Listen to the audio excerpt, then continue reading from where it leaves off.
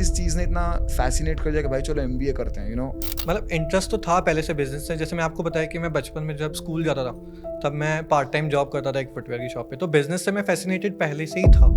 तो सिमगेट 5 था मेरा, तो उसमें मैंने 49 स्कोर किया था। तो अब सोचे सर 49 में मैंने मेरे बैच में टॉप किया था। 49 मार्क्स पे आपने टॉप कर दिया। सिमगेट 8 आया। सर आप एक्सपेक्ट करो मेरे कितने होंगे, गैस करो। मतलब यार जो बाकी बच्चे बोलते हैं लाए होगे 30 लाए होगे या 35 लाए होगे, कम आ गए होंगे थोड़े। 17 मार्क्स से टोटल मेरे, DILR में -3। दीपेश तो पेपर ना देना बेहतर होता मेरे ख्याल से वो वाला। आपके भाई को पहले MBA कराना चाहते थे आप, और फिर आप MBA करना चाहते थे। आप तो साथ में ही MBA कर सकते थे। तो हाँ एक्चुअली सर क्या है, मतलब मेरे फादर नहीं है। मतलब when I was 11 I lost my father. It has been the fact that एक बंदा है जो चौकीदार हुआ करता था, या इनफैक्ट आप अभी भी चौकीदार हैं। हाँ सर, मेरी डेजिग्नेशन चौकीदार की है। बीइंग अ मल्टीटास्किंग स्टाफ, मैं अभी दूसरा अच्छा काम कर रहा हूँ, बट मैं चौकीदार तो रहा हूँ, चाहे फैमिली का हो या ऑफिस में।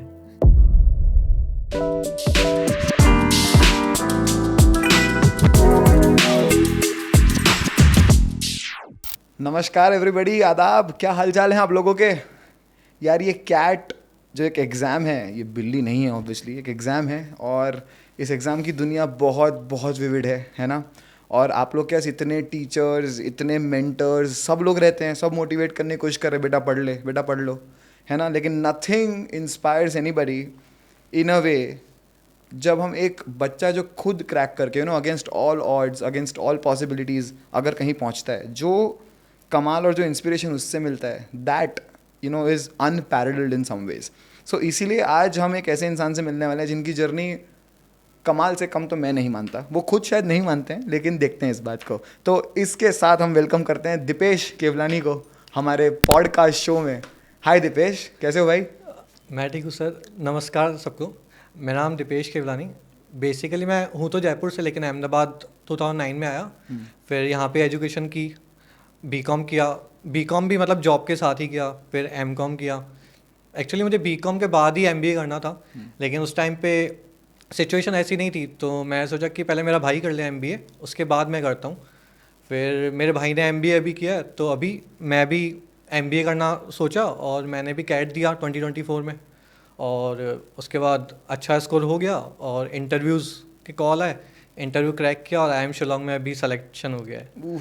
IIM शिलोंग, शाबाश यार, ये one of the best institutions हमारी कंट्री का कहीं ना कहीं माना जाता है। और शिलोंग बहुत खूबसूरत जगह है यार। हाँ सर, मतलब है ना? उसका कैंपस काफ़ी अभी अच्छा तो आपने देखा नहीं है, फोटोज़ में देखा है सर। जाकर देखोगे तो you will go nuts. But anyway see, आपने एक छोटी सी चीज़ मेंशन करी अभी कि आपके भाई को पहले MBA कराना चाहते थे आप, हाँ और फिर आप MBA करना चाहते थे। आप तो साथ में ही MBA कर सकते थे। तो कोई स्पेसिफिक रीज़न कि वन एट अ टाइम, कोई पर्पस था उसका? हाँ एक्चुअली सर क्या है, मतलब मेरे फादर नहीं है। मतलब when I was 11 I lost my father. So तब से ही घर की रेस्पॉन्सिबिलिटी मेरे ऊपर है। तो अगर मैं समझो मैं भी एमबीए करने निकल जाऊँ मेरे भाई के साथ, तो घर चलाने के लिए तो चाहिए ना, मदर है, उनको संभालना है। सो आई थॉट कि पहले मेरा भाई कर ले, उस टाइम पे मैं जॉब कर लेता हूँ, घर को संभाल लेता हूँ, भाई को कुछ ज़रूरत तो मैं देख लेता हूँ, भाई आ जाएगा, फिर उसके बाद मैं देखूँगा क्या कर सकता हूँ। इसलिए मैंने सोचा कि पहले मैं ब्रेक ले लेता हूँ, इसके लिए मैंने वेट किया। तो दीपेश, वो तो ब्रेक था ही नहीं, आप तो उस समय जॉब कर रहे थे। हाँ आई मीन पढ़ाई से ब्रेक लिया। ओके। जॉब तो मेरी बचपन से ही चालू है sir. Oh, this brings me to a very important question यार। वाई MBA तो बहुत लोगों का रहता है जीवन में। आपको किस चीज़ ने इतना फैसिनेट कर दिया कि भाई चलो MBA करते हैं? Was there something that really instigated something with in you कि बॉस MBA करना है यार, या कोई भी नेसेसिटी? कौन सी चीज़ थी जो आपको इतना मोटिवेट कर गई? सर एक्चुअली मतलब इंटरेस्ट तो था पहले से बिजनेस से। जैसे मैं आपको बताया कि मैं बचपन में जब स्कूल जाता था तब मैं पार्ट टाइम जॉब करता था एक फुटवेयर की शॉप पे, तो बिजनेस से मैं फैसिनेटेड पहले से ही था। फुटवेयर की शॉप पे? फुटवेयर, होलसेल फुटवेयर की शॉप थी यार मेरे को ना एकदम, अगर विजुअलाइज करो ना, वो बंदा आ रहा है सामने जो एक फुटवेयर में छोटे बच्चे होते हैं, तुम स्कूल की बात कर रहे हो, बच्चे वो डब्बा खोलते हैं, शूज़ दिखाते हैं, ऊपर जाते हैं। उसके similar he, but wholesale footwear थी, तो लेबरस ज़्यादा था। ओह, ये ज़्यादा लेबोरियस था। लेबरियस था ज़्यादा, Okay. मतलब मेहनत ज़्यादा थी।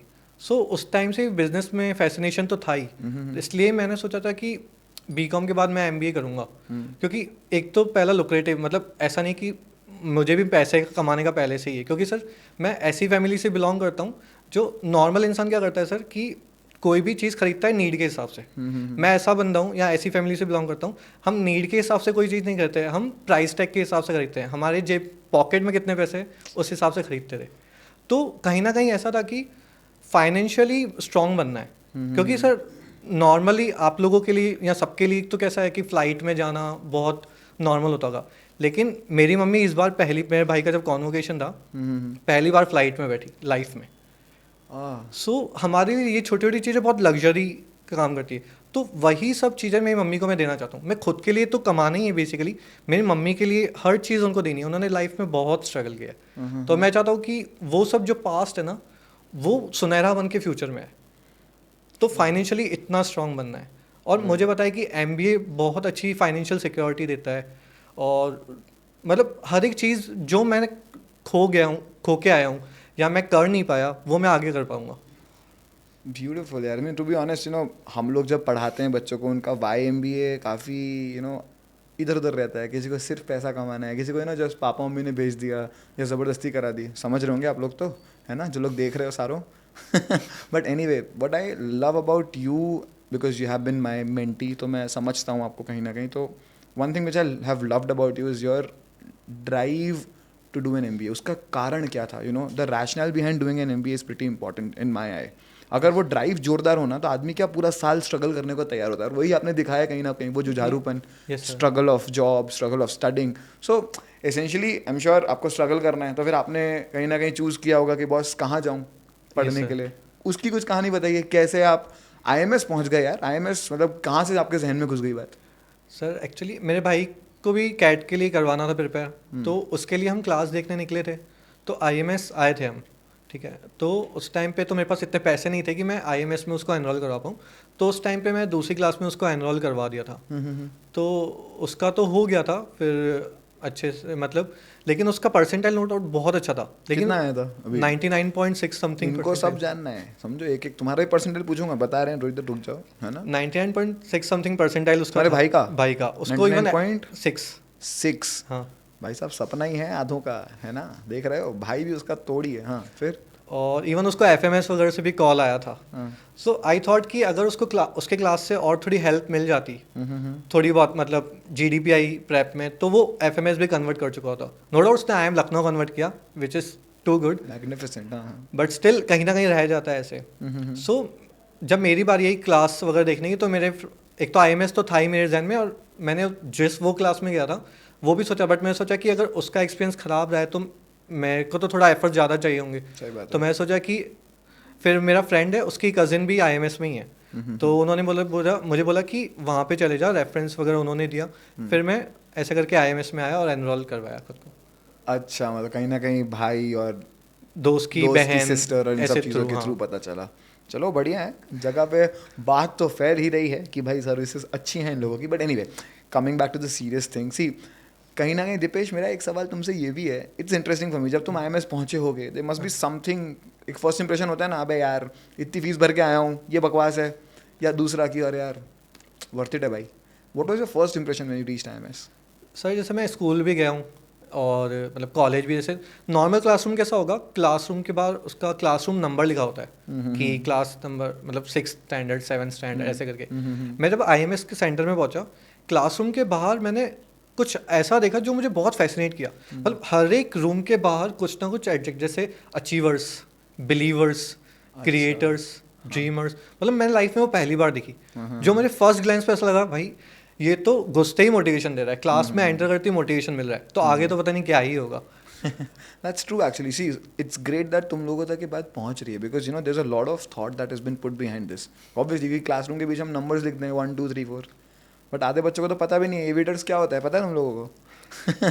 बट एनीवे, एंटाइसर्स करके भी एक क्लास है, आधे बच्चे तो जानते ही होंगे। So it's great that you observe that, and we feel great about it कि बच्चे ऑब्जर्व कर रहे हैं। ऑब्वियसली व्हेन यू रोज आप देखते हैं ना, believers I am believing in my self, कहीं ना कहीं तभी ऐसी ब्यूटीफुल सक्सेस स्टोरीज हमारे पास आ पाती हैं। सो this is good, this is one thing that you saw. इतना ही फर्स्ट इंप्रेशन था या कुछ और भी? नहीं सर, बाकी कई चीज़ें थी, जैसे कि जैसे मैं क्लास में आया तो फर्स्ट सेशन हितेश सर ने लिया था, इंग्लिश का VRC का सेशन था, तो इंट्रो सेक्शन था, तो इंग्लिश वगैरह मतलब बेसिक वॉकैब बिल्डर टाइप था। तो उस टाइम पे मैं फर्स्ट टाइम देखा कि एक पोर्टल के थ्रू menti.com करके कुछ ऐसे हमारा टेस्ट लिया गया, मेंटी क्विज, मेंटी क्विज करके। तो उस पर हमारा टेस्ट लिया गया, तो फर्स्ट डे पे ही मैं टॉप 3 में था। तो मैं पहले दिन ही 9 क्लाउड में बोला ठीक है, शुरुआत अच्छी हो गई है, अच्छा ही करना है। तो वो बहुत मुझे छोटी छोटी चीज़ें थी, बहुत अच्छी, मतलब अच्छा इंप्रेशन लाती है कि स्टार्टिंग से अगर क्विजिंग का हो तो अच्छा लगता है कि मोटिवेशन आ गया मेरे। जब जैसे पहले दिन भी मुझे अगर टॉप 3 में मैं आ गया वॉकैब में ही, तो मुझे अच्छा लगा कि यार भाई शुरुआत तो अच्छी हुई है। ये भ्रम है बेटा, अगर तुम टॉप 3 में आ रहे हो तुम्हारा वो क्या अच्छा है, नहीं, वो एक दिन की बात है, आसान सवाल होते हैं उसमें। हाँ फिर उसके बाद जैसे हमें शुरू हो गया हमारी क्लास, तो बोला गया कि आपको नेक्स्ट डे से प्री क्लास करके आना है। तो मेरे मन में ऐसा कि प्री क्लास मतलब जो हमें बुक्स दिए गए, मॉड्यूल दिए गए, वो थोड़ा रीड करके आना है, कंसेप्ट पढ़ के आना है। तो मैं वैसे ही करता था, नॉर्मली कंसेप्ट पढ़ के आ गया। तो हमारे मेंटर आए, तो उन्होंने पूछा कि प्री क्लास करके आए? हमने बोला हाँ, क्योंकि मैंने अभी तक पोर्टल ही चेक नहीं किया था कि पोर्टल पे करके भी प्री क्लास है। तो उन्होंने बोला प्री क्लास, मैं बोला हाँ करके आए। फिर बोला प्री क्विज की, मैंने बोला प्री क्विज कहाँ आ गई बुक में? मैं बुक में ढूंढने लगा, मैं बोला कई पेज मैंने मिस तो नहीं कर दिया। फिर उसके बाद सर ने बोला भाई मतलब पोर्टल पे तुम्हें देखना होता है प्री क्लास, फिर प्री क्लास के क्विज होती है वो लेनी होती है। तो ये सब चीज़ें अगर मतलब बहुत मैंने कभी लाइफ में देखी नहीं थी ये सब चीज़ें, तो बहुत अच्छा इंप्रेशन लाई मेरा IMS के प्रति। मतलब जैसे बोलते हैं ना, हम प्रिपेयर कर रहे हैं लेकिन अच्छे से प्रिपरेशन होता है। वरना क्या होता है, नॉर्मली अगर प्री क्लास करके ना आए तो नॉर्मली क्या उठ के आ जाएंगे, कुछ समझ में आएगा नहीं, सीधा आके बैठ जाएंगे ब्लैंक होके। अगर प्री क्लास और कंपलसरी कर दिया हमारे मेंटर ने, ऊपर से घुसने नहीं देंगे। कौन तुम्हारा मेंटर? सर आप ही तो सुन रहे हो? हमें क्लास में एंट्री एक कंडीशन में मिलती थी कि प्री क्लास करके आओगे उसके बाद ही एंट्री है, वरना एंट्री नहीं है। सो ये सब चीज़ें बहुत इंपॉर्टेंट रोल प्ले करती है। फेयर यार, तुम इतनी तारीफें करोगे ना अगर, तो झूठ लगेगा कि यार ये तो फैब्रिकेट कराया हुआ है सर, ये पॉडकास्ट ना IMS के लिए बनाया है ना। कुछ खराब दिखा था, कुछ खराब लगा हो? Not just the first impression, during an entire process could you find something जहाँ लगा? नहीं सर, बैड तो नहीं, मतलब कुछ लोग खराब जरूर मानते हैं। मतलब बीइंग स्ट्रिक्ट, मतलब टीचर्स अगर स्ट्रिक्ट होते कुछ लोग खराब मानते। जैसे आप बहुत स्ट्रिक्ट थे कि प्री क्लास करके नहीं आओगे तो बाहर निकाल देंगे, प्री क्लास के क्विज करके नहीं आओगे तो। तेरे को निकाला था कभी? नहीं, मैं तो करके आता था। सीरियस बच्चा हुआ? मैं तो करके आता था। तो जैसे प्री क्लास नहीं करके आओगे निकाल देंगे, होमवर्क नहीं करके आएंगे तो निकाल देंगे। तो बट मैं तो असाइनमेंट्स वगैरह कंप्लीट करके रहता था। लेकिन कुछ लोगों को तो मन में ऐसा हो जाता है कि जितना स्ट्रिक्ट बट आफ्टर ऑल वो हमारे लिए अच्छा है। ट्रू, फेयर, समझ रहा हूँ। चलो ये भी एक बात सही है कि परसेप्शन के ऊपर डिपेंड कर जाता है। सो सी बहुत बच्चे ना क्या चैलेंज फेस करते हैं दीपेश, अभी बहुत सारे लोग इस बात से रिलेट कर पाएंगे अपनी, कि सर हमको ना लगता ही नहीं है, जब सिमकैट आते हैं सिमुलेशन ऑफ कैट, जो हम 20 सिमकैट देने वाले हैं अक्रॉस द ईयर, आप तो खैर क्रैश बैच में थे, तो सर उसमें इतने गंदे नंबर आते हैं हमारे कि हमको लगता ही नहीं कि I am Lucknow, I am Shillong, ये सब तो हमारी हैसियत की एकदम परे है। आई मीन ऐसे कुछ नाम लेना नहीं चाहूँगा मैं इंस्टीट्यूशन के, बट हाँ सर यहाँ पहुँच जाए वही बड़ी बात है ना? तो क्या आपके साथ भी ऐसा हुआ? Now that is converted, IIM Shillong, इन्होंने had some great calls. Do you think आपको सिमकैट से पे सबसे बड़ा चैलेंजिंग पार्ट क्या लगा था, या व्हाट वाज कि भाई यहाँ तो मैं टूट गया, यहाँ पिघल गया सर, मैं ऐसी तैसी हो गई है मेरी? सर मतलब मुझे ऐसा लगता है कि मैंने 20 सिमकैट्स दिए, उसमें मैंने हर एक मतलब मोमेंट फेस कर लिया। जैसे मैं आपको एग्जांपल, मतलब तुमने 20 सिम कार्ड दिए हैं? 20 सिम कार्ड दिए हैं। ये एलिजिबिलिटी क्राइटेरिया है तुम्हारा? जितने बच्चे 20 सिम कार्ड देते हैं ना कहीं पहुंच ही जाते हैं। आई एम शिलोंग भी पहुंच ही जाओगे, समझ पा रहे हो? हाँ। तो सिम कार्ड 5 था मेरा, तो उसमें मैंने 49 स्कोर किया था। तो अब सोचे सर 49 में मैंने मेरे बैच में टॉप किया था। 49 मार्क्स पे आपने टॉप कर दिया? भाई ये तो एक तरह से बोलते हैं ना, वो शॉर्ट्स का एक वो क्लिक बेट हो जाएगा। 49 पे टॉप मार दिया आपने अपने क्लास में? हाँ सर, मतलब मेरे 49 थे ओवरऑल और 78 परसेंटाइल था 49 मार्क्स पे, और क्लास में सबसे ज़्यादा मेरे ही थे। तो उस टाइम में मुझे ऐसा लगा कि I was the ninth cloud, अपोनिज भगवान है, ऐसा हो गया। और फिर मुझे ऐसा मतलब भगवान भी देख के ही बैठा है, मुझे ऐसा लगता है भगवान जब आपको सबसे ऊपर पहुंचाता है ना, फिर गिराता भी वही है। अच्छा। सिमकैट 8 आया। सर आप एक्सपेक्ट करो मेरे कितने होंगे, गैस करो। मतलब यार जो बाकी बच्चे बोलते हैं लाए होगे 30 लाए होगे या 35 लाए होगे, कम आ गए होंगे थोड़े। 17 मार्क्स से टोटल मेरे, DILR में -3। दीपेश तो पेपर ना देना बेहतर होता मेरे ख्याल से वो वाला। 8 तो गया ही, फिर सिमकैट 9 आया, उसमें भी ऐसा ही, उसमें 20 मार्क्स मेरे टोटल थे, उसमें भी DILR में -2। तो सर आप सोचो मैं सिमकैट 5 में कहाँ था और 8-9 आते आते मैं कहाँ आ गया था। ये सिम कार्ड 8-9 की बात रही है, मतलब तुम तो मिडवे पहुंच चुके हो हाँ, मिडवे preparation पहुंच के चुका अपनी। था मैं प्रेप के। तब तो फिर एकदम लगा होगा भाई ये तो। हाँ, मतलब मैं ऐसा हो गया भाई, सही में तू कर पाएगा कि नहीं कर पाएगा दीपेश। हाँ। मतलब मुझे ऐसे थॉट्स भी आने लगे कि दीपेश सही में हो पाएगा तुझसे कि नहीं हो पाएगा। फिर उसके बाद मैं आपके पास आया था कि सर DILR तो नहीं हो रहा है मुझसे, क्या करूँ। फिर आपने बोला कि एक काम कर, सुडोकू गेम जैसे उसके थ्रू Puzzle है, Sudoku? पजल, हाँ। उससे प्रैक्टिस कर। फिर मैंने मेरे भाई को भी पूछा था, फिर मेरा एक फ्रेंड है उसने भी, तो ऐसे करके फिर मैं सोचा अभी मुझे वापस से रीस्टार्ट करने की ज़रूरत है DILR में। क्योंकि बाकी सब में तो ठीक है, लेकिन DILR में नेगेटिव आना पॉजिटिव से बहुत वो हो जाता है, और 2 बार आना, एक बार तो भी ठीक है, उसके बाद फिर इम्प्रूवमेंट आना धीरे धीरे चालू हुआ। तो ये इंपॉर्टेंट है यार, पॉज करना चाहूँगा मैं, तुम समझ रहे हो बात भाई। तुम तो प्रिपरेशन के भी स्टार्टिंग में हो यार, फॉर 7 months अवे। अगर ये 10 सिम कार्ड तक पहुँचेंगे, आई थिंक आप 3 या 4 महीने दूर होंगे मैक्सिमम। हाँ। करेक्ट। और तब नेगेटिव मार्क्स आना, वहाँ से खुद को मोटिवेट करके getting yourself back on track, commendable job. See these are very small things Deepesh, but essentially these are very important characteristic attributes के भाई मैं अपनी इनसिक्योरिटीज़ को फेस करके वापस गेम में आ पाता हूँ क्या।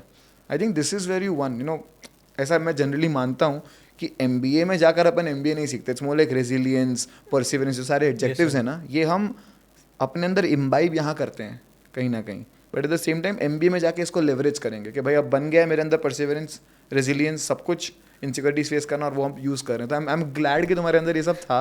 अब जब हाइंडसाइट में मैं देख रहा हूँ, just because you don't know the entire story. अब तेरी स्टोरी पता चल रही है तो आई एम लाइक बॉस, ये लड़का है काबिल, था तभी काबिलियत के हिसाब से अपने कॉलेज पहुँच पाया है। So that's beautiful.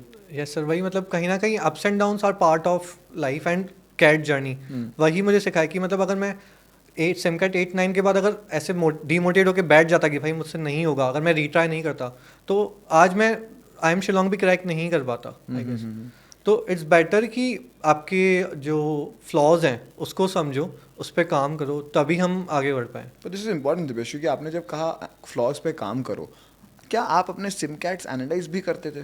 क्या वो आपका एक बहुत इंपॉर्टेंट काम था कि सिम कार्ड दे दी, मार्क्स जो आ गए, क्या एनालाइज भी करते थे उनको? हाँ सर, वो एक इम्पॉर्टेंट फेज़ रहा। इवन मैं आपको इस वजह से मेरे जो मैं होमवर्क नहीं कर पाता था कई बार, जैसे सिम कार्ड एनालिसिस के टाइम पे, क्योंकि एनालिसिस बहुत इंपॉर्टेंट हो जाता है। अगर समझो सिम कार्ड 1 मैंने आज दिया है, अगर मैं नेक्स्ट डे उसको जैसे सॉल्यूशन के बाद तक मैं उसको अगर एनालिसिस नहीं करूँ, तो मैं याद नहीं कर पाऊँगा कि मैं उस फ्रेम ऑफ टाइम में मैंने क्या सोच के वो आंसर क्लिक किया।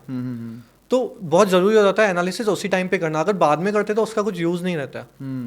अनदर इम्पॉर्टेंट लेसन सबके लिए कि भाई सिम कार्ड जब दे रहे हो या क्लास एक्सरसाइज जब कर रहे हो, उसका एनालिसिस, उसकी अगली सॉल्विंग उस दिन या नेक्स्ट डे हो जानी चाहिए। दिस इज़ अ लेसन, क्योंकि अगर 4 दिन छोड़ दिया तो कहीं ना कहीं हम खत्म हो जाएंगे, भूल जाती हैं चीज़ें, समझ रहे हो? तो this becomes a very critical lesson that people also, तुम लोग इधर, हेलो, तुम लोग को सीखने की ज़रूरत है। Yes, fair. तो दीपेश, ओके, अंडरस्टूड कि ये इंपॉर्टेंट चीज़ थी। कभी ऐसा हुआ कि सर, अभी तो तूने अपने ड्रॉबैक उसकी बात की, क्यों ना सर ऐसा लगा कि नहीं होगा मुझसे, हाँ। पर ऐसा भी कभी होगा सर अब ना कैसा लगा, क्लिक हो गया भाई साहब, अब तो मैं आग लगा दूंगा, ऐसी फील आई थी क्या कभी? हाँ सर, 2-3 बार आई। जैसे मैंने बताया सिम कार्ड 5 था, तो उसके बाद एलिवेट करके एक इवेंट हो रहा था IMS पे कि GDPI का ग्रुप डिस्कशन और PI, राइट। तो उसके लिए क्राइटेरिया रखा गया था उन्होंने कि 70 परसेंटाइल मिनिमम चाहिए। तो सिम कार्ड 5 में मेरे अच्छे आ गए थे परसेंटाइल, मैंने आपको बताया टॉप किया था। अच्छा, वही था ये? वही था। अरे शाबाश। मैं लकीली तो क्वालिफाई तो कर लिया GD के लिए। हाँ। फिर मेरा GD हुआ, GD बहुत अच्छा था मेरा, मतलब उसमें भी मैं क्वालिफाई करके PI में गया, PI भी मेरा अच्छा रहा। तो उस फ्रेम ऑफ टाइम पे लगा कि भाई तू तो IIM अहमदाबाद ही जाएगा। मतलब मैं खुद को ऐसा होने लगा मुझे कि तू IIM अहमदाबाद जा सकता है, मतलब तेरे में कैलिबर है। ऐसे फिर दोबारा जब सिम कार्ड 18 हुआ था, 18 में मेरे 71 मार्क्स आए थे और परसेंटाइल भी अच्छी 90 समथिंग आ गई थी। और हमें मतलब वो डिफ़िकल्टी लेवल थोड़ा ज़्यादा था, तो हमें बोला गया था कि मतलब अगर डिफ़िकल्ट लेवल में आ रहा है तो कैट में इससे बेटर ही करेंगे हम। तो उस टाइम पे भी मुझे लगा कि दीपेश अभी कैट बस आने ही वाला है। सिम कार्ड 18 था क्योंकि कुछ दिनों में कैट, सिम कार्ड 20 तक ही तो होता है, कैट के बहुत करीब होंगे। करीब था, मतलब 15-20 दिन ही बाकी थे। तो मुझे ऐसा था उस टाइम पे कि दीपेश, मतलब तू 71 ला दिया है, मतलब तू कैट में 90 अबव तो ला ही देगा। तो उस मोमेंट पे मुझे लगा कि मैं अच्छा परफॉर्म कर रहा हूँ। सिम कार्ड 18 के टाइम पे फीलिंग आई हाँ, थी 18 के टाइम पे फीलिंग आई। और 5 के टाइम पे थोड़ी बहुत आई थी। हाँ, 5 के टाइम पर बीच में तो आपको मैंने बताया 8 9 10 तब तो फिर मौत आ गई होगी। कचरा हो गया तो हाँ, पूरा। फिर 18 के मतलब तुम समझ पूरी जर्नी है यार ये सिम कार्ड 1 से लेके 20 तक, you know it's going to be a miracle ride. हाँ ऊपर सर। से नीचे, नीचे से ऊपर वापस जाना, और फिर 18 में जाके रियलाइज हुआ कि हाँ भाई हो सकता है। सर इवन फिर 19 में आया, 19 भी ड्रॉप हो गया मेरे मार्क्स। ओह अच्छा। सोचो, तो मतलब ऐसा नहीं कि आपके 18 पे अच्छे आएंगे तो 19 20 भी अच्छा ही जाना है। तो you have to be consistent कि 18 में जितने एफर्ट्स डाले उतने 19 में भी आपको डालने ही पड़ेंगे। सो 19 में मेरे बहुत कम आए, फिर 20 में थोड़े बहुत अच्छा कवर कर दिया था। यार एक ना काफ़ी कमाल की बात देखी थी इस बार हमने कैट में, जो चेंज हुआ है। 66 क्वेश्चंस जनरली आते हैं। हाँ सर। इस बार 68 हो गए थे। Yes sir. और इन्होंने DILR के अंदर 2 क्वेश्चन बढ़ा दिए थे, इनफैक्ट 4 की जगह 5 सेट कर दिए थे। तो क्या आपके सिम कैट्स में कभी ऐसा हुआ कि कोई एक पेपर में ऐसा कर दिया कि क्योंकि जनरली उससे पहले 4 ही सेट आ रहे थे अक्रॉस कैट, तो सिम कैट्स में भी 4 सेट होने की काफ़ी संभावना थी। क्या एक आध बीच में पेपर ऐसा निकला था जब 5 सेट दे दिए हों, ताकि हम ऐसे किसी डिफरेंट सरप्राइज के लिए रेडी रहें? ऐसा भी कभी हुआ था क्या? हाँ सर, ऐसा हुआ था काफ़ी बार, मतलब 2-3 बार हुआ था कि तो हुआ है। हाँ हुआ था हमें कि सरप्राइज एलिमेंट हमें मिला था कि हम एक्सपेक्ट कर रहे थे कि DILR के टोटल 4 सेट आएंगे, लेकिन वहाँ पे हमें 5 सेट देखने को मिले थे। तो ये सब चीज़ें बीच बीच में हमें, मतलब हम यूज टू हो गए थे कहीं ना कहीं। वो जब हम कैट के दिन बैठे तो हमें ऐसा नहीं लगना चाहिए कि क्या आ गया भाई ये, मतलब क्या ही देख लिया, ऐसे करके नहीं लगा। क्योंकि आए मतलब सिम कैट जितने दिए ना उस सब में बीच में 1-2 ऐसे हमें मिले थे। तो इतना हमें सरप्राइज, इतना मतलब जितना लगना चाहिए उतना नहीं लगा था। नाइस। तो यार दिवेश, पता एक चीज़ और मैंने बच्चों में देखी है, तुम लोग पता नहीं कि काफ़ी लोग आए हो पूछने, सर हमारा मैथ्स तो जोरदार चल रहा है, हम तो मैथ्स में फोड़ ही रहे हैं हर सिम कार्ड में, है ना, तो हमारा कार्ड में तो मैथ अच्छा ही जाएगा, इंग्लिश में नहीं आ रहे हैं, ये नहीं हो रहा। तो आपके साथ ऐसा कुछ था कि एक कोई था जहाँ आप कंसिस्टेंटली मार्क्स ला रहे हो, है ना, और फिर कैट में उसमें फोड़ के आ गए, या कैसा रहा वो एक्सपीरियंस कैसा था आपका? सर जैसे थ्रू आउट मेरे सिम कार्ड्स मेरे VRC में अच्छे आते थे, मतलब एवरेज 30 मार्क्स था, 30 से 32 मार्क्स था। क्योंकि VRC एक्चुअली अगर हम देखें लास्ट ईयर जितने बच्चे थे, या अगर मैं तुम लोग को बताऊं लास्ट ईयर के हिसाब से सिम कैट्स में VRC काफ़ी टफ आता था। यस कैट लेवल से काफ़ी टफ, कैट इतना ईजी लगा बच्चों को। तो अगर उसमें आप कंसिस्टेंटली 30 ला रहे हो, 30 लाना आसान नहीं है, लगता है 10 question, but it's a beautiful thing. अगर आप 20 से 30 में ओवर कर रहे थे मिनिमम, दैट्स लवली। तो आप ओके, तो आपका VRC स्ट्रॉन्ग चल रहा था। VRC अच्छा चला था, DILR काफ़ी ख़राब चला था, और QA में कुछ पोर्शंस अच्छे थे मेरे, जैसे कि एरिथमेटिक अच्छा था, एल्जेब्रा ओकेज था, ज्योमेट्री ओकेज था। तो कुछ एरिया से जब मैं कैट एक्चुअल देने बैठा, मतलब टर्न अराउंड हो गया बिल्कुल। जैसे VRC में जो मेरी स्ट्रेंथ हुआ करती थी उसमें मेरे कम आए, और DILR में अच्छा है। सो हम प्रेडिक्ट नहीं कर सकते, मे बी कैट के दिन मेरा माइंडसेट कुछ अलग हो गया, मतलब मैं प्रेशर में ज़्यादा आ गया था, कुड बी। और मेरा मन में ऐसा उस टाइम पे ऐसा था कि DILR मेरा अच्छा नहीं है तो मुझे VRC में कवर करना पड़ेगा। तो उस वजह से मैंने अटेम्प्ट बहुत ज़्यादा कर लिए थे। तो अच्छा, अटेम्प्ट ज़्यादा, और मैं जैसे सिम कैट्स में अच्छे आ रहे थे तो मेरे मन में थोड़ा बहुत ओवर कॉन्फिडेंस भी आ गया था कि कैट में तो अच्छे आ जाएंगे, मतलब अटेम्प्ट दे रहा हूँ तो वो एक बात एक मेरे लिए बैकफायर कर गई। और DILR मेरा ओके था तो वो सही रहा। और मैं क्या करता था सिम कैट के टाइम पे, ज्योमेट्री से थोड़ा दूर भागता था कि मुझे ऐसा लगता था कि ज्योमेट्री में इतने फॉर्मूला वगैरह है तो कौन करे इतना। फिर मैं जब कैट आने वाला था, शर्म नहीं आई पहले तो जब मैं बोल रहा था चिल्ला चिल्ला के कर लो, तूने याद नहीं करे फॉर्मूलाज? सर बट बहुत ज़्यादा हो जाता था, मतलब एल्जेब्रा ही पहले भारी पड़ता था, तो सारा करना मतलब करता था, इतना ज़्यादा एम्फेसिस नहीं दिया। मन तो कर रहा है अभी पूछ लूँ तेरे को एक आध सवाल में। सर अब तो छोड़ दो। पहली बात तो जो मीडियन तीनों मिलते हैं उसके बीच वाले पॉइंट को क्या बोलते हैं? सेंट्रॉइड। शाबाश। सेंट्रॉइड मीडियन को किस रेशियो में डिवाइड करता है? 2:1 में। हाँ बस उतना ही पूछना था। गुड। तो तभी तो शिलोंग गए हो बेटे। सो ज्योमेट्री से मैं दूर भागता था। तो D डे था, मतलब एग्ज़ाम का दिन था, उसके 2-3 दिन पहले मैंने सोचा ज्योमेट्री एक बार देख लेता हूँ सम से। एक बार मैं सिम कैट के एनालिसिस करा हुआ था, मैं दोबारा देख रहा था सारे सिम कैट्स के, मतलब QA पार्ट, और उसमें भी ज्योमेट्री, क्योंकि हमें सिम कैट्स में हर एक चीज़ अलग अलग से दी हुई है, जैसे ज्योमेट्री का अलग और एल्जेब्रा का अलग, ऐसे टॉपिक वाइज हमें अलग अलग दिया हुआ है। तो मैं सबका ऐसे फॉर्मूला दिख रहा था, सॉल्विंग ऐसे। एंड लकीली सर कैट के टाइम पे 2 सम ज्योमेट्री कहते, मैं दोनों सॉल्व करेक्ट करके आया था। एल्जेब्रा मुझे नहीं आ रहा था, मैं वो सॉल्व करके आया था। तो यू कैन नॉट प्रेडिक्ट कि उस टाइम पे आप क्या करोगे, इसलिए आपको सब ही करना पड़े, मेरा ऐसा मानना हो गया है अभी तो। कट टू यू बेटे। सर इसने लास्ट 2 दिन पे किया सर ने, तो इनके 2 सॉल्व हो गए, हम भी ऐसा कर लें क्या, लास्ट डे पे कर लेंगे, नहीं निकलेगा कैट ऐसे। किस्मत थी, उसने मेहनत करी थी पहले से, इसलिए उससे टूट गए वो सवाल। ठीक है, लेसन, एक इंपॉर्टेंट लेसन जो हमें यहाँ से निकल रहा है कि आपके जो प्री कंसीव नोशंस थे कि भाई मेरा वर्बल अच्छा ही जा रहा है, हाँ। अच्छा ही जाएगा, वो शायद नहीं हुआ। हाँ कहीं ना सर। कहीं वो थोड़ा गड़बड़ हो गया था। प्री कंसीव नोशन के साथ जाना नहीं है पेपर में कि वर्बल मेरा अच्छा है तो मेरा अच्छा ही जाएगा। अब टफ पेपर में ज़्यादा अटेम्प्ट कर दिए, गलत हो गए ज़्यादा, कट जाएंगे मार्क्स। सो कहीं ना कहीं वो भी होने का स्कोप रहता है, हाँ राइट। सो आई सर। थिंक ये इंपॉर्टेंट एक सभी व्यूअर्स के लिए लेसन भी है कि they should be careful about this. Okay, interesting. इसके अलावा कोई चीज़ इसके अलावा मतलब अप्स एंड डाउन्स की इन सम वे, यस, जब आप बता रहे थे कि मेरे को लगा था कि सर यहाँ पे तो मेरे को लगा क्रैक हो गया है। ठीक है, I think this is pretty much that about this. तो दीपेश, कहीं ना कहीं अब चूंकि आपने कैट दे दिया, कहीं ना कहीं समझ लिया कि कैसे निकलेगा, सारे अप्स एंड डाउन्स देख लिए, इवेंचुअली कैट अपीयर कर गए आप, बराबर। अब आता है GDPI प्रिपरेशन। आपने अपने भाई के बारे में एक इंपॉर्टेंट बात बताई थी कि भाई 99.6 सम परसेंटाइल लेकर आए हैं वो, फिर भी कॉल आने के बावजूद FMS और एक आध दो बहुत बड़े इंस्टीट्यूशन से कन्वर्ट नहीं हुआ। तो आई एम श्योर आपको भी ये सेंस होगा कि भाई GDPI में मेहनत बहुत करनी है। वो एक्सपीरियंस आपका कैसा था? सर मेरे परसेंटाइल 92.5 थे, जो कि खुल गया। काफ़ी कम है।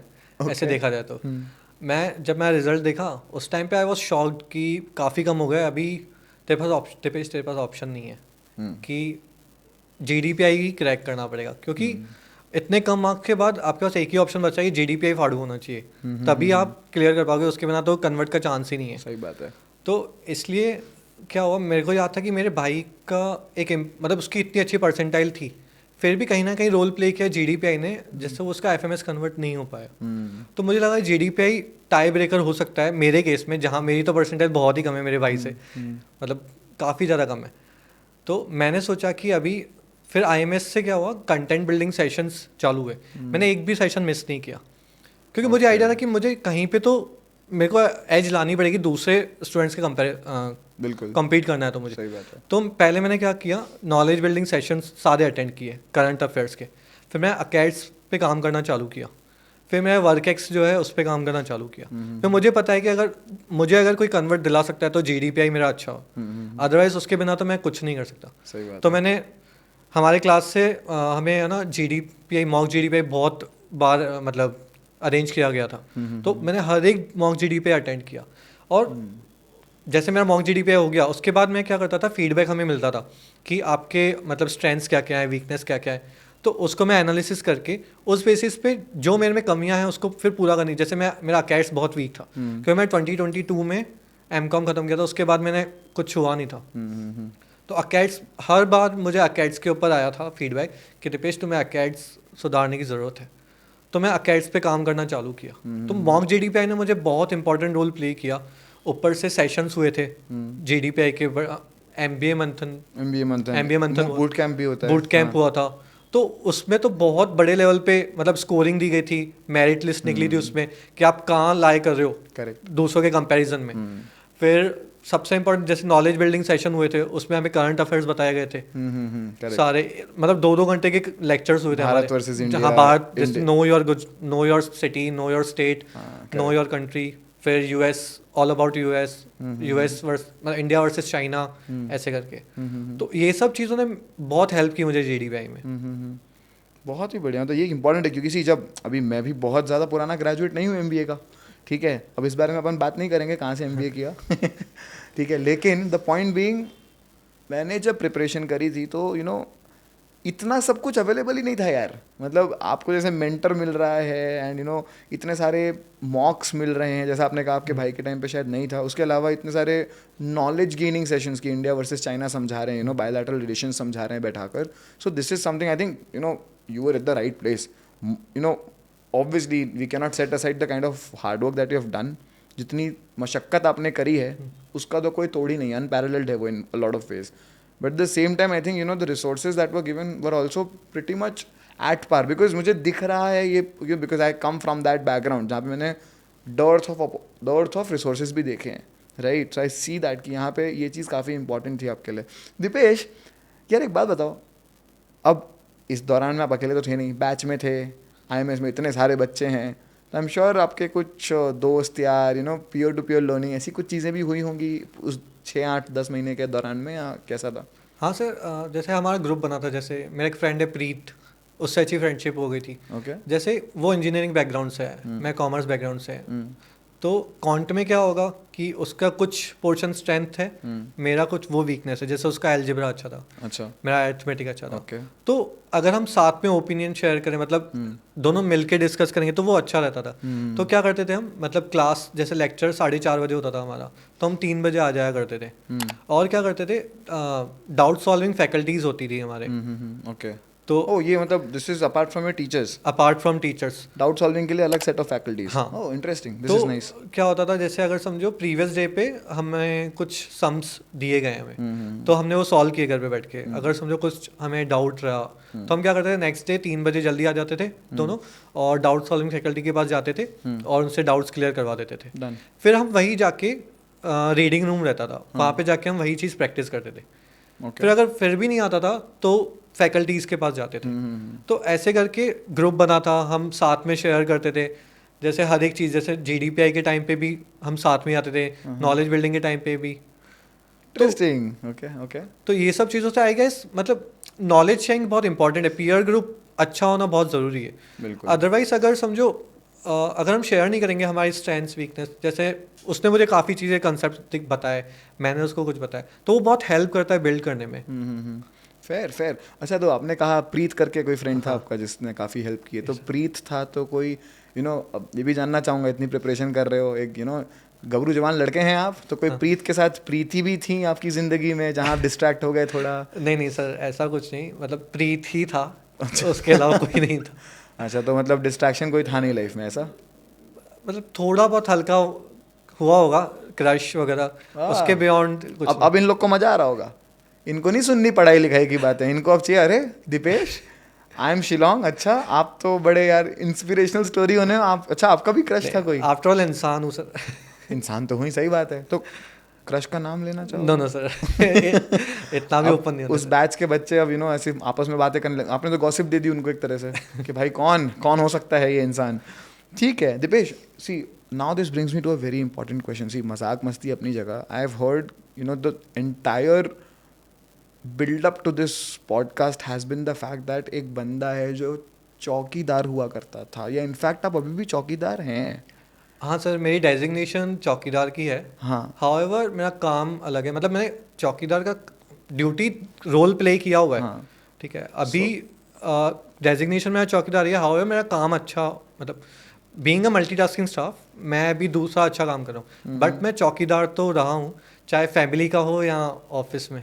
ये बात एक्चुअली बहुत इंपॉर्टेंट है। ऐसी चौकीदार बोलते हैं ना, कभी कभार एक प्रोफेशन की तरह देखा जाता है, और कभी it has been look down upon in some ways, है ना, बट आई थिंक आप अपनी फैमिली के लिए भी एक चौकीदार रहे हैं, क्योंकि जैसे आपने कहा you lost your father at a very young age, so कहीं ना कहीं फादर्स एक तरह से चौकीदार ही होते हैं यार घर के, जो सबका केयर करते हैं, सब ध्यान रखते हैं। ऑब्वियसली मम्मा तो मम्मा ही है, yes sir. But he is the outside चौकीदार.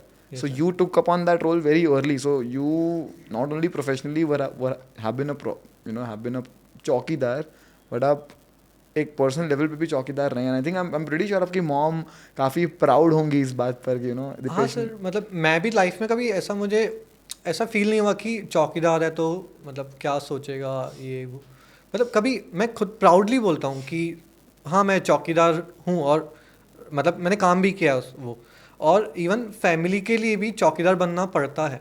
बिल्कुल. कि मतलब तभी वो, मतलब आफ्टर ऑल फादर के अपन मेरी रेस्पॉन्सिबिलिटी बनती है मेरी मम्मी की तरफ, तो मुझे वो बनना पड़ा, and I am not ashamed of it. In fact I am proud of it कि मतलब मेरी मम्मी मेरे जैसे खुश है. इवन सर मैं जैसे स्कूल टाइम पे भी मैं जॉब करता था, तो मैं जब मेरी फर्स्ट सैलरी लाया था ना, मम्मी के हाथ में दी थी ना, she was so happy, I can not express in words, कि उन्होंने उस टाइम पे ऐसा बोला कि बेटा अब तू मतलब मेरा लायक बेटा बन गया है. मतलब इतना खुशी हुई थी ना मुझे, इतनी खुशी होती है, मतलब I can not express in words. I am sure अगर आप शायद MBA करके 50 लाख पर एनम भी कमाने लग गए, शायद वो उतनी खुशी नहीं दे पाएगा जो मम्मी के ऐसे फर्स्ट सैलरी सर जो दी थी ना खुशी, वो कुछ नहीं दे सकती. मेरे को अभी गूज़बम्स ही आ रहे तेरी बात सुन के, because actually this is not even a joke, because such things actually make a life worthy of living. मुझे तो ऐसा लगता है पर्सनली, क्योंकि वो पर्पसली बस साबुन बेच रहे हैं और पैसा जेब में आ रहा है, सी पैसा इंपॉर्टेंट है, but at the same time if you can't keep your family happy, if you can't keep them under shelter, Yes, you know it is of no use. तो आप वो कर रहे हैं दीपेश काफ़ी कम उम्र से, मतलब इस तरह का जुझारूपन, see I tell you because I know कि इनको ऐसा लगता है भाई साहब को, genius doesn't know he is a genius honestly. तो इनको लगता है कि सर मैंने क्या ही अचीव कर लिया, आई एम शिलोंग जा रहा हूँ, परसेंटेज मेरा इतना खास नहीं है, but the kind of responsibilities that you have come through, parents का ध्यान रखना, मम्मी का, एंड अपने भाई को पढ़ाई के लिए भेजना, चौकीदार की नौकरी कोई आसान नहीं है। आप आई थिंक काफ़ी ज़्यादा वर्कलोड रहता था आपके ऊपर as far as your work is concern. हाँ मतलब मतलब चौकीदार का जो प्रॉपर रोल है वो तो नहीं किया, मतलब वो पहले किया था मैंने जब मैं एमकॉम कर रहा था, नहीं बीकॉम कर रहा था तब किया था मैंने। ओके। फिर अभी रिसेंट मिली, मतलब मैं लास्ट 3 साल से तो मैं प्रोक्योरमेंट देखता हूँ, प्रोक्योरमेंट देखती हूँ मेडिसिन वगैरह, तो वहाँ पे काफ़ी लोड है, काफ़ी मतलब बहुत ज़्यादा, मतलब मैं जितना मुझे पे किया जाता है उससे डबल मैं काम कर रहा हूँ ऐसा मुझे लगता है, मतलब और ग्रोथ इतनी है नहीं। और मेरी पोस्ट कैसी है, मतलब इसमें प्रमोशन वगैरह कुछ नहीं है, मतलब मैं मेरी रिटायरमेंट ईयर है 2057, तो तब तक मेरा जो डेजिग्नेशन है वो चौकीदार ही रहेगा, चाहे मैं कितना ही अच्छा काम मतलब प्रोक्योरमेंट कर लूँ, काम कर लूँ। ओह, तो आई थिंक ये भी काफ़ी इंपॉर्टेंट रीज़न हो गया फिर आपका एक तरह से एमबीए हाँ मतलब ग्रोथ नहीं है सर, आप सोचो स्टैग्नेंसी बहुत हाँ है, स्टैग्नेंसी बहुत है, प्रमोशन नहीं है, बीइंग मतलब गवर्नमेंट जॉब है, नो डाउट सिक्योरिटी है, बट आफ्टर ऑल इंसान को ग्रोथ तो चाहिए, मैं एक जगह पे रुक के तो नहीं रह सकता। नहीं बिल्कुल, obviously I mean as a ambitious individual it is हाँ, एसेंशियल कि आप ग्रो करते रहें थ्रू आउट। इन्फ्लेशन इतनी तेजी से बढ़ रहा है हाँ यार। सामने, मतलब मैं जितना काम कर रहा हूँ मुझे पे भी आई गेस उतना मिलना चाहिए आई गेस, बट इसमें पे तो मुझे मतलब जो चौकीदार है मतलब मल्टीटास्किंग साहब है उसका ही मिल रहा है, बट काम बहुत ज़्यादा ही कर रहा हूँ, इवन रात को भी घर पे आके काम करना पड़ता है मुझे, इतना ज़्यादा लोड हो जाता है कभी कभी। पढ़ते कैसे थे दीपेश? मेरे तो आधे बच्चे हम लोग के ऐसे ही रोते रहते हैं, सर पढ़ाई नहीं हो रही, नौकरी है, या कुछ लोग तो बिना जॉब के सर टाइम ही नहीं है, कॉलेज में परेशान है। तो आप how did you ideally manage that? आप जॉब भी कर रहे हो, वो डिमांडिंग भी, आप बोल रहे हो आप वापस आने के बाद रात को भी काम कर रहे हैं, सो एक तरह का कुछ शेड्यूल बन पाता था पढ़ाई का आपका? हाँ सर, जैसे क्लास जब होती थी, मेरे लेक्चर्स होते थे उस टाइम पे मैं, जैसे मैं मॉर्निंग 7:30 निकलता था घर से, 8 बजे का ऑफिस रहता है, वहाँ पे 2-2:30 बजे तक काम करता था, फिर उसके बाद प्री क्लास देखता था क्योंकि 4:30 का लेक्चर होता था। तो फिर एक तो ट्रैवल भी बहुत करना पड़ता है, मतलब दूर है घर वगैरह, तो उसमें भी काफ़ी टाइम जाता था। तो प्री क्लास करके फिर क्लास पे आता था, क्लास से फिर घर जाके भी 1-2 घंटा पढ़ता था, बट वो कंसिस्टेंसी कभी कभी ब्रेक हो जाती थी क्योंकि मुझे आफ्टर ऑल मेरी जॉब पे भी देखना पड़े, तो काफ़ी डिफिकल्ट हुआ बीच में कि क्योंकि मेरी कंसिस्टेंसी भी ब्रेक हुई, मुझे दोनों तरफ मैनेज करना था, इवन घर को भी देखना है, मतलब आफ्टर ऑल घर पे भी मैं ही देख रहा हूँ, घर का लाना काम वगैरह दूसरे छोटी मोटी बहुत चीज़ें हो जाती है, बिल्कुल। तो बीच बीच में काफ़ी डिफिकल्ट हुआ, बट कहते हैं ना मतलब आपके सपने हैं ना आपको हर चीज़ करवा ही देते हैं, तो मेरे सपने ही थे जो मुझे मतलब हेल्प की जिन्होंने अचीव करने में। आई एम श्योर अभी आप काफ़ी प्राउड फील करते हैं ना, भाई आई एम लखनऊ से ग्रेजुएट, आप आई एम शिलोंग से मोस्ट प्रॉब्ली ग्रेजुएट तो हो ही जाओगे, आई एम अज्यूमिंग फेल नहीं होगे इतनी मेहनत के बाद। हाँ with the kind of diligence you have, वो मैं देखता हूँ आपके जॉब में भी आपने दिखाया है, तो आई एम होपिंग कि आप MBA करके तो निकल ही जाओगे आई एम हाँ सर शिलोंग से, डेफिनेटली। या फिर ऐसा कोई प्लान है कि सर वहाँ का मैं ड्रॉप आउट बनूंगा? नहीं सर, प्लान तो ये है कि वहाँ का टॉपर बनना है। ओहो। एम्बिशन तो वो सेट किया है, एम्बिशन देख रहे हो बेटा तुम लोग? टॉप करना है, मतलब उसको सिर्फ जाना नहीं है, वहाँ टॉप करना है, which is a beautiful thing. क्योंकि सर मतलब इसलिए भी बोल रहा हूँ क्योंकि मैं स्कूल में भी मतलब लाइफ में मैंने कभी भी सिंगल टाइम पे पढ़ाई नहीं की। ओके। स्कूल में भी जॉब की, फिर कॉलेज में भी, तो मैं एक टाइम पे तो पढ़ाई की ही नहीं ना कभी। ये लाइफ में फर्स्ट टाइम होगा कि मैं सिर्फ पढ़ाई करूँगा, तो बहुत बढ़िया। तो मैं अपने पूरा एफर्ट्स अच्छे से डाल पाऊंगा, तो इसलिए मैं चाहता हूँ कि मैं गोल्ड मेडल लाऊं। वाह, दैट्स अ ब्यूटीफुल। सो यार मस्त है, मतलब तूने जूते भी उठाए हैं आपने, कहीं ना कहीं चौकीदार भी बने हैं, ऑब्वियसली उससे अच्छे रोल भी आपने हैंडल करे हैं in some ways, broader roles rather, मैंने गलत वर्ड यूज़ कर दिया, ब्रॉडर रोल्स भी आपने हैंडल कर रखे हैं, and eight the same time अब आप एक प्रीमियर बी स्कूल जाने वाले हैं जहाँ पे you'll get the most फाड़ू kind of job roles that are available across the globe. So it's been an incredibly satisfying journey for me as well as a mentor, because student के लिए तो है ही यार, your parents, your brother would be extremely proud of you, but हमें भी ऐसा लगता है कि एक तरह से हमने कॉन्ट्रीब्यूट किया। It's not, we don't feel कि ओह दीपेश ने अचीव कर लिया, इट्स लाइक वाओ, अपना ही तो बच्चा है, मतलब बिना बाप बने बाप बन गए ऐसा लगने लगा है अब तो. So it is really beautiful. Mean the reason I am telling this is because आपको बताना ज़रूरी नहीं है ये, बट कभी कभी हम भी भावुक हो जाते हैं. हमको लगता है कि यार ऐसा हमारे बच्चे जब कर जाते हैं, सी वी आर मोर. मुझे अभी भी याद है बच्चों के रिजल्ट देखते समय मैं तेरे को लखनऊ के लिए भी मैसेज कर रहा था. हाँ कि सर. दीपेश लखनऊ का रिजल्ट आ गया, चेक कर. मैं सो रहा था उस टाइम. हाँ, तुम सो रहे थे और मैं पेपू की तरह तुमको कॉल कर रहा हूँ कि बेटा दीपेश फटाफट खोल, लखनऊ का रिजल्ट आ गया. ए by the way, I remember कि on officially out of this podcast हमारी बात हो रखी है कि सर तेरा इंटरव्यू लखनऊ का काफ़ी अच्छा गया था इन सम वेज, काफ़ी कुछ बढ़िया प्रेजेस मिले थे, ऐसा कुछ था वहाँ पर. क्या आप बताया गया था, क्या बोला था लखनऊ के इंटरव्यूज़ ने आपको? सर ओवरऑल अच्छा था, लेकिन अकेड्स का मैंने मतलब अकेड्स मुझसे पूछा गया था तो वो मैं अच्छे से बता नहीं पाया था. और मतलब उन्होंने सब कुछ पूछा मुझसे कि कैसे क्या एमकॉम किया है और कैसे फंडिंग, मतलब तुम फाइनेंशियल है तो आगे चल के कैसे तुम क्या बोलते हैं एमबीए कैसे करोगे तुम जब तुम्हें फाइनेंशियल है, तो हर चीज़ उन्होंने पूछी. इवन उनके लास्ट वर्ड्स ये थे, your life has taught more than an MBA can teach you. मतलब ये उनके वर्ड से इतने इंस्पायर हो गए थे वो वहाँ पे. But I don't know where I lag, मतलब आई डोंट, मुझे लग रहा है अकेड्स में जो कमी रह गई मेरे एंड से वो उस वजह से मेरा नहीं हो पाया, या आई डोंट नो. मैं अभी तक मतलब मैं देखा ना, मैं आई वॉज शॉक्ड कि यार लखनऊ में कैसे नहीं हुआ मेरा. क्योंकि हम जैसा सोचते वैसा कभी नहीं होता. That's true. क्योंकि जैसे मैं शिलोंग का बता रहा हूँ, मेरे साथ है ना 99.5 परसेंटाइल वाले मेरे साथ बैठे थे इंटरव्यू में. तो मुझे तो उस टाइम पे ऐसे ही था भाई, ये मैं तो कहाँ ही हूँ उनके सामने. और मेरे से अच्छी प्रोफाइल बैठे थे. तो उनका नहीं हुआ और मेरा बीइंग 92.5 वो हो गया. तो we don't know what they are looking for. Correct. In some ways इसमें कॉम्पोजिट स्कोर का भी काफ़ी खेल होता है कि आपका इंटरव्यू बहुत शानदार गया, they were mighty impressed with the things they have said. It sounded like they really wanted you to be through, but then I think composite score में कहीं ना कहीं थोड़ी कमी रह गई हो, ऐसा भी हो सकता है. हाँ सर, 3 मार्क्स से ओवरऑल रह गया मेरा. हाँ, क्योंकि आप आई थिंक आपने बताया कि आपके एकेडमिक्स थोड़े से एकेडमिक्स भी और चीज़ें थोड़ी सी शायद उतनी एट पार नहीं है जो एक टॉप बी स्कूल हमेशा मांगता है ना. तो आई थिंक वहाँ पे शायद थोड़ी कमी रह गई. तो आपके लिए भी लेसन है भाई, इंटरव्यूअर ने बोल दिया तुमने एमबीए से ज़्यादा सीख लिया है, क्या ही सीखोगे इधर. उसके बाद भी वो बंदा वहाँ सिलेक्ट नहीं हुआ. शिलोंग में 99.5 बैठे थे, वो रिजेक्ट होके आए हैं भाई साहब 92 पॉइंट समथिंग पे सिलेक्ट होकर आ गए हैं. आप देख रहे हो दिस सो मच डिस्क्रिपेंसी. इसलिए सिर्फ कैट में स्कोर लाना will not suffice. GDPI your entire story becomes a very critical thing. I think इनके भाई अपने भाई का भी बताया मेरे को 99.6 लाने पर भी एफएमएस में नहीं हुआ. हाँ सर. एंड आप 92.5 लाने पे आईएम शिलोंग में बैठे हैं. हाँ, मेरे भाई इनफैक्ट मैं इंटरेस्टिंग, मेरे भाई का आईएम शिलोंग में नहीं हुआ था. लो. तो यू कैन इमेजिन कि मतलब हम कुछ भी प्रेडिक्ट नहीं कर सकते कि अगर मेरा बुरा गया है इंटरव्यू, अच्छा गया है, मैं नहीं बोल सकता कि मेरा हो ही जाएगा या नहीं होगा. I have to give my best, ये याद रखना है और उसके लिए प्रिपेयर अच्छा करना है. And it is absolutely true Deepesh, क्योंकि बहुत बार ना अपन लोग परसेंटाइल्स में खो जाते हैं कि यार 99.5 नहीं आया तो क्या बच्चा नहीं. लेकिन सबकी जर्नी अलग है. कुछ लोग के पास बहुत रिसोर्सेज रहते हैं, कुछ लोग बहुत इकोनॉमिकली वीकर सेक्शन से आते हैं. जैसे ईडब्ल्यूएस का मतलब भी वही होता है ना, don't have enough resources, enough tools नहीं हैं. जैसे कि आई थिंक आपने अपने स्टार्टिंग में आपने शायद कोचिंग नहीं ली थी आप भाई ने, because you could not afford the मतलब उसको दूसरे कोचिंग में करवाया था, मतलब जो जहाँ पे बहुत कम फीस थी. ओके.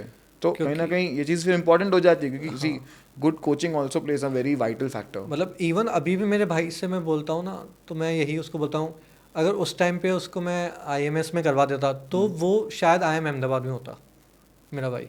मतलब ही इज़ टू ब्रिलियंट, मुझसे ज़्यादा होशियार है वो, बहुत स्मार्ट है. उसको ही बुलाना पड़ेगा यार पॉडकास्ट पे से. तो फिर इवन उसने भी सर 9th-10th में जॉब करता था वो भी स्कूल के साथ. तेरा भी बड़ा भाई है, तो I am sure he would hold similar credibility if not more. So that is lovely. Deepesh यार, ये सब तो चलो कैट ओरिएंटेड बात हो गई. What makes you really happy and आप क्या करना पसंद करते हैं बहुत? मतलब मुझे है ना सबसे ज़्यादा खुशी गुरुद्वारा जाके मिलती है. ओह. मतलब मेरा मूड कैसा भी हो, मतलब मुझे ऐसा कभी लगता है कि यार लाइफ, मतलब कभी कभी ऐसा फील होता है बीइंग, मतलब अकेले पड़ जाना ऐसे कि यार काश, मतलब क्योंकि सपोर्ट होना चाहिए बैक. क्यों होता है ना, अगर सुनो फादर है कोई ऐसा होता है, होना चाहिए. तो मेरे मामा मेरे साथ में रहे हमेशा, नो डाउट.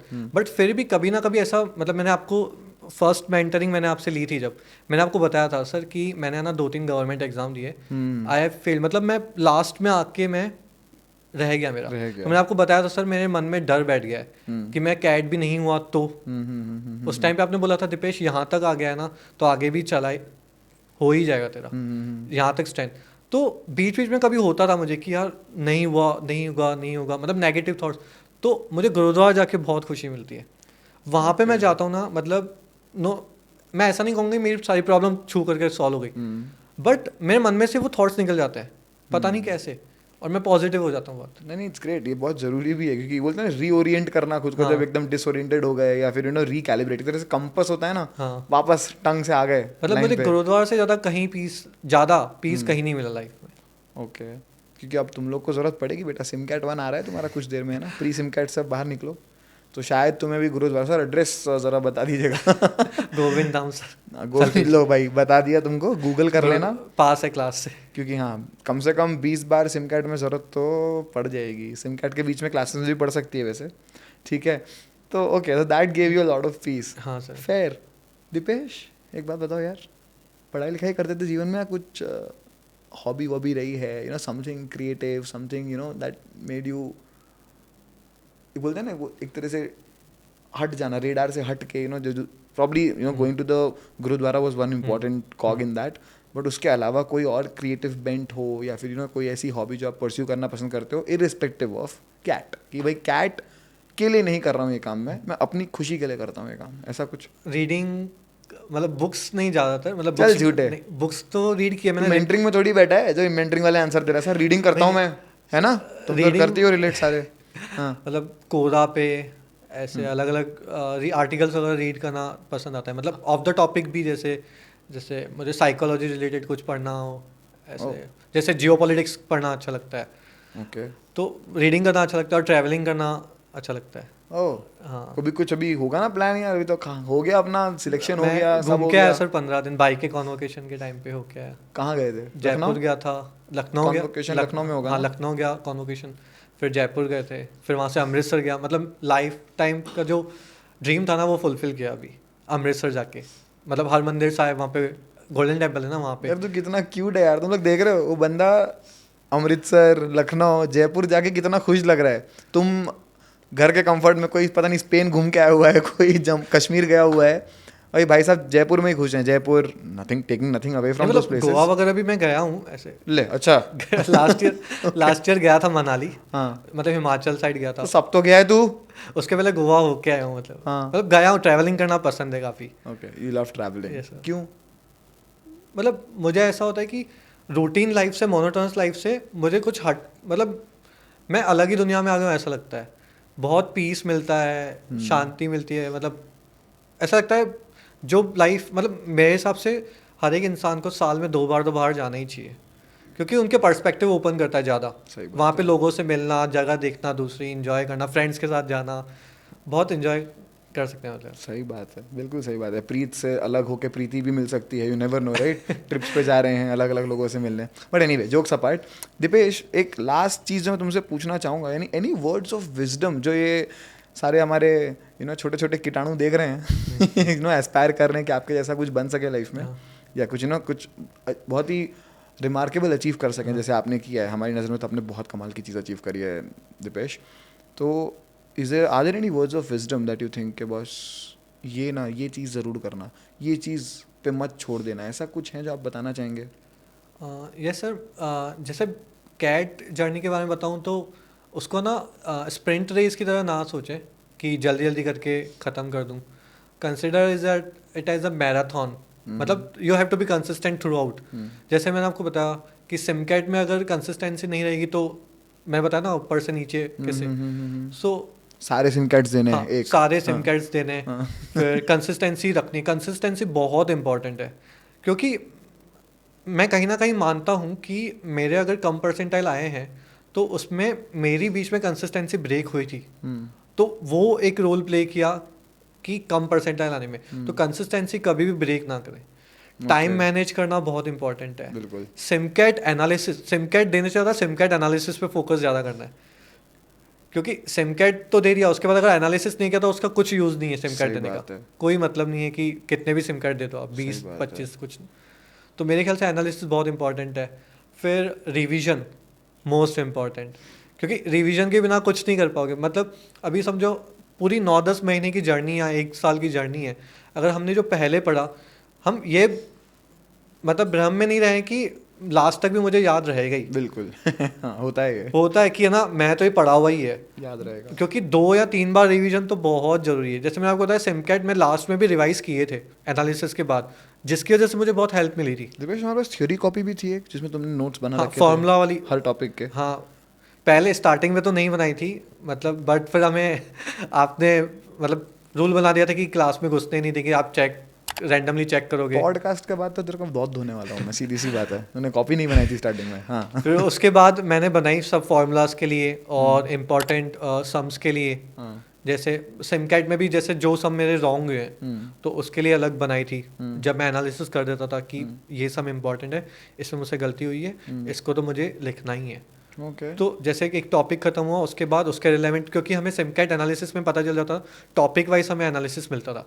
जैसे एरिथमेटिक के अलग अलग, अलजेब्रा के अलग अलग, तो एनालिसिस में भी हमें ये हेल्प तो मिलती इन थी। सब के बीच में क्या लेक्चर अटेंड करना, अटेंडेंस, समझ रहे हो, जरूरी है?